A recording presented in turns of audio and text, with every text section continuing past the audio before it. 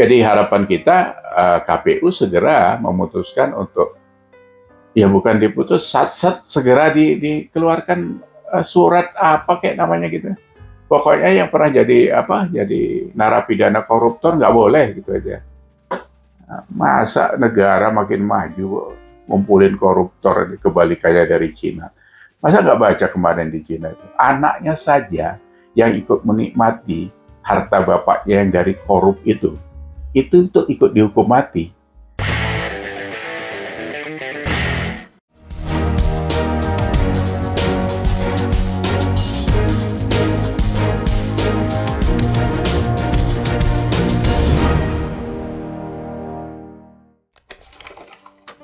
Semangat pagi, semangat Indonesia. Ketemu lagi di Respon. Kita ngumpulin beberapa isu minggu ini. Yang pertama tentang Hari Kesaktian Pancasila, 1 Oktober.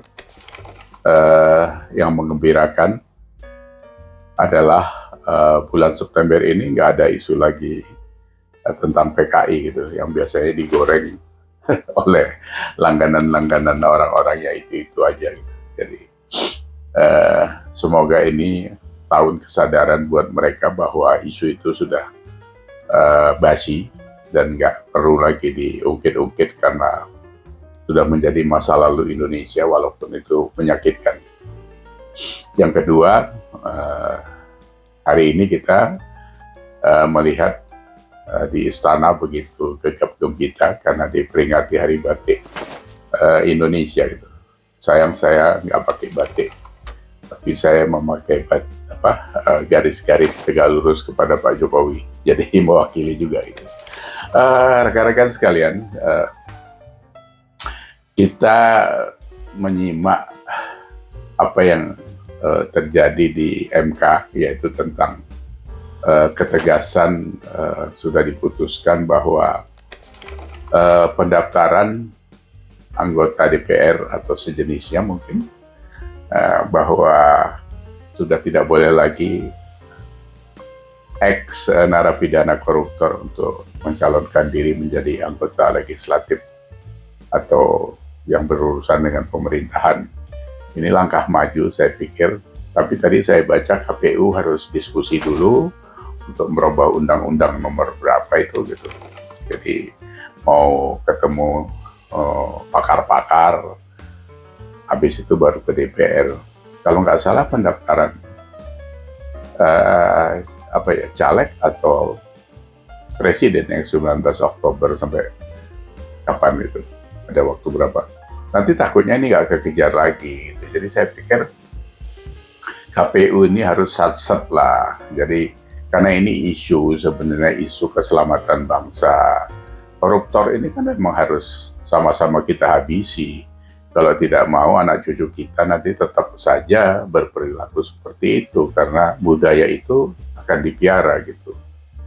Sudahlah undang-undang perampasan aset koruptor yang nggak diselesaikan. Ini kan nyangkutnya di DPR. Apa ini lagi mau seperti itu? Kan ini kemarin mencuat waktu ada Matoa Najwa di UGM kan, yang dikatakan bahwa tahun ini ada 67 orang calon DPR RI ya, yang notabene adalah mantan koruptor, bisa nyalek lagi gitu. Ini kan sebenarnya kita ini nanti dibilang pakai bahasanya Rocky Gerung kan itu dungu gitu. Nanti dibilang gitu marah, tapi kondisinya memangnya seperti itu sebenarnya gitu. Masa ada jelas-jelas maling, jelas-jelas perampok mau dimasukin ke wilayah-wilayah yang mengambil keputusan untuk kepentingan rakyat. DPR RI itu kan Dewan Perwakilan Rakyat, bukan Dewan Perampok Rakyat. Itu kan harus jelas itu diartikan. Masa nggak jerah-jerah gitu. Apa memang karena DPR itu memang sesuai yang diartikan yang terakhir saya sebut tadi itu. Karena memang ya kita perhatikan ya tahun lalu juga masih memegang supremasi lembaga tertinggi korupsinya gitu. Itu tercatat memang.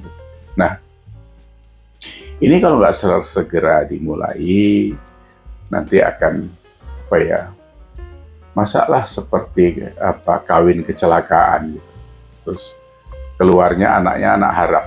Jadi semua produk yang dihasilkan oleh DPR karena nanti dikontribusikan oleh 67 orang yang berpikiran sesat itu.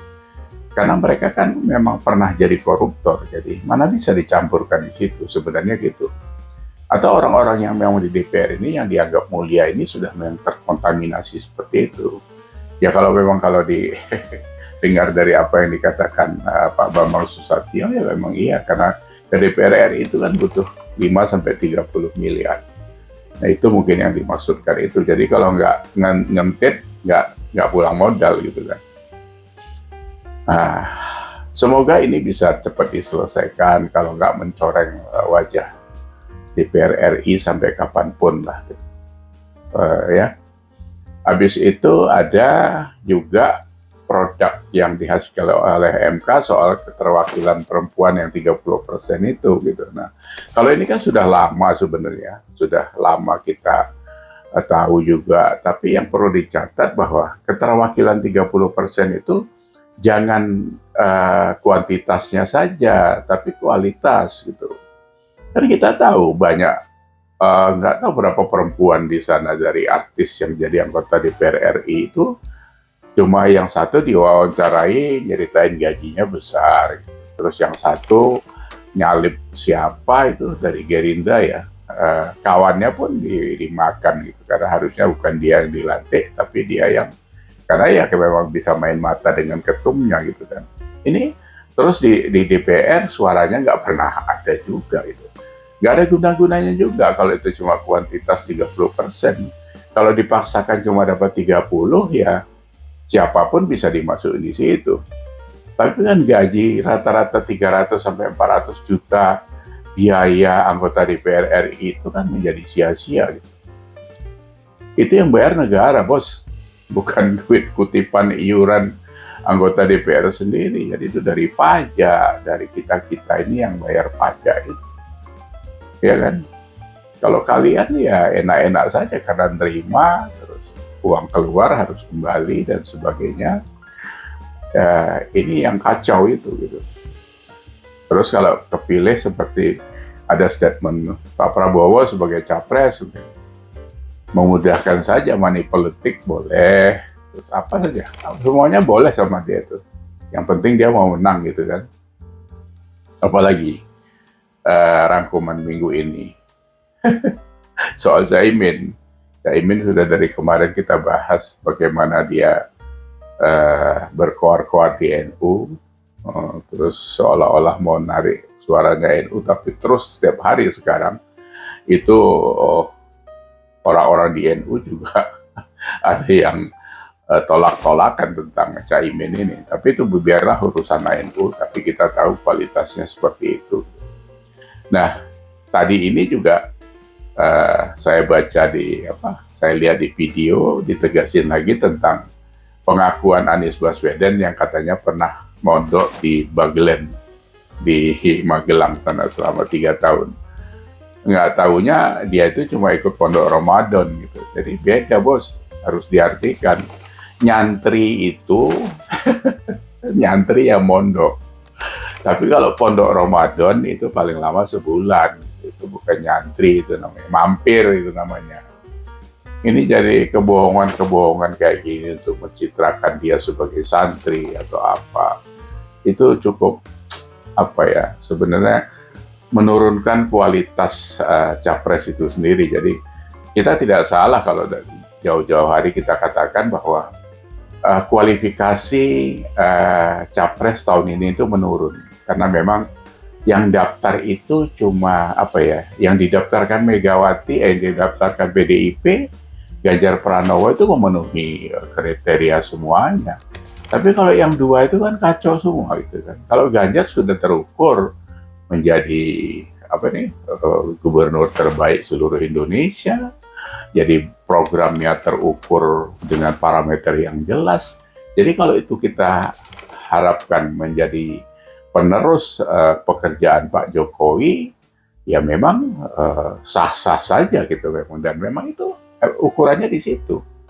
Tapi kalau yang dua kan nggak bisa, memang kerjanya bohong melulu.